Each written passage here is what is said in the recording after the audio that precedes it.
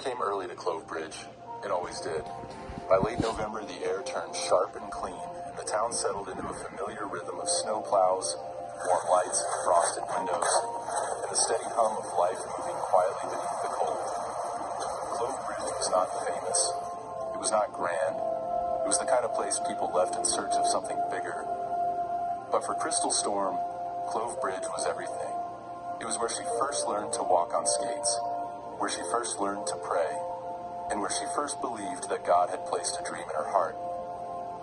The rink sat at the edge of town beside a narrow river that froze solid each winter. The building was old and plain, built of gray stone and weathered wood, with a faded sign that simply read, Clove Bridge, Ice Center. Crystal pushed through the heavy doors just before sunrise, her skate bag slung over her shoulder. The familiar smell greeted her instantly. Cold air mixed with rubber mats and polished ice. Home. The arena lights were dim, casting soft reflections across the empty rink. The ice stretched out before her like untouched snow. She paused at the boards. Every morning she did the same thing. Crystal closed her eyes and bowed her head. Lord, she whispered softly, thank you for today. Thank you for the ice. Help me skate for you. It was a simple prayer, but it grounded her. Everything she did began there. When she opened her eyes again, she felt the calm certainty she always did. The quiet assurance that she was exactly where she was meant to be. Crystal Storm stepped onto the ice. Her blades touched the surface with a gentle scrape, and immediately her body remembered what it had known since childhood.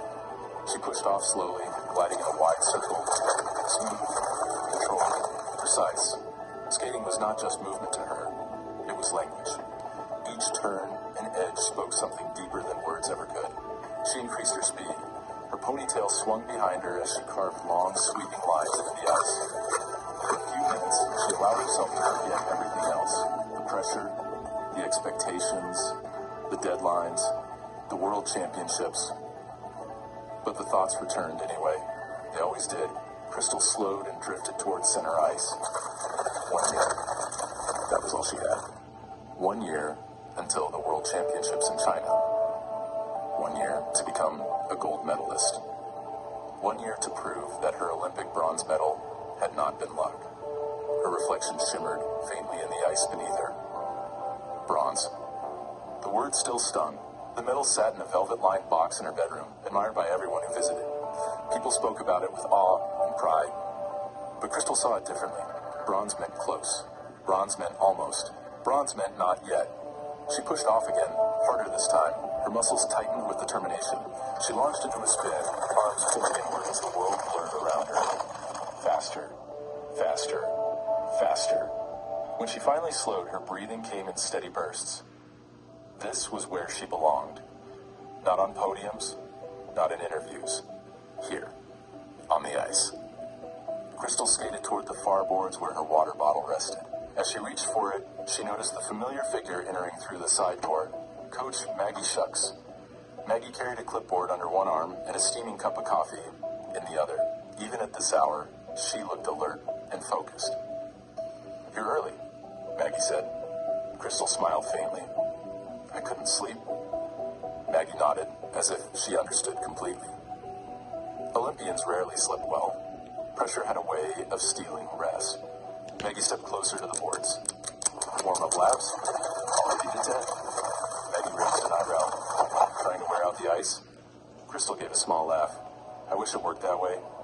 Maggie studied her for a moment, then spoke more gently. You don't have to prove anything at 6 in the morning. Crystal looked down at the ice. I know. But knowing and feeling were not the same thing. Maggie had been her coach for nearly 10 years. She understood Crystal in ways few people did.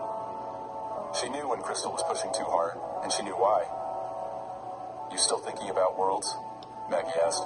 Crystal nodded. Every day. Maggie took a sip of coffee. Good. Crystal looked up in surprise. Maggie smiled slightly. Champions think about winning. The words settled warmly in Crystal's chest. Encouragement from Maggie always felt solid and real. Never exaggerated, never empty.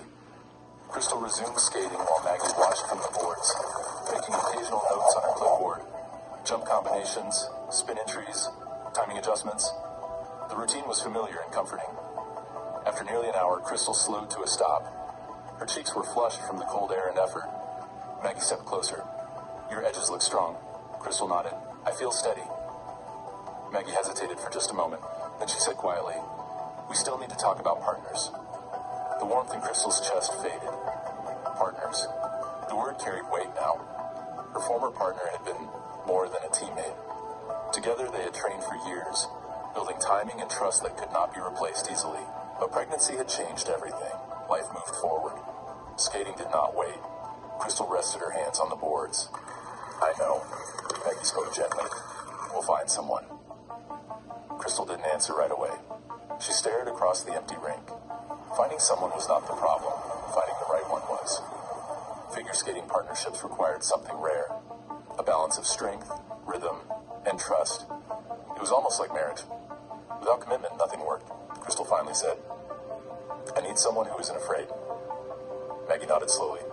That's fair, Crystal added quietly. And someone who believes. Maggie understood immediately. Faith was not a small part of Crystal's life. It was the center. Maggie closed her clipboard. We'll keep looking. Crystal nodded. But deep down, she wondered if the person she needed even existed. Outside, the morning sun began to rise over Clove Bridge, casting pale golden light through the high arena windows.